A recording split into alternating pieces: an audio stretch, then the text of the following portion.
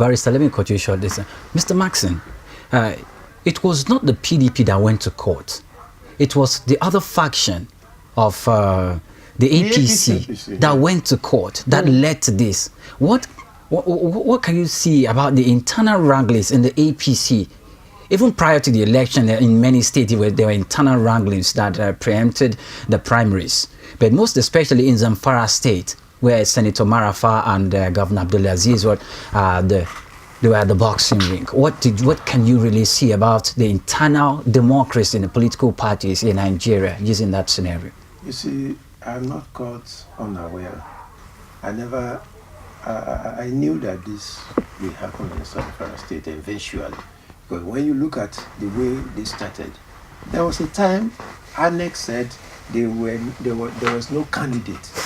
That Annex said the Zamfara will not have candidate. It took a lot of political rigmarole, political negotiations and some others before they could present candidate for that. And you know that the candidate came after the expiry date that Annex gave.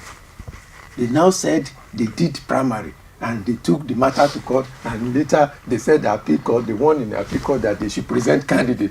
And they did that. You see, it's very interesting, you see, to see that today Supreme Court delivers such judgment. It's expected. People are not fools. You understand? You can't fool people all the time. You cannot be politically arrogant and think that you can have your way all the time. It's not that way. They have already shot themselves at the leg. All the one they did was just a window dressing, to the extent of getting that governor, the governor that never campaigned, the governor that where there was no primary, the party that never settled, they never even settled for one candidate.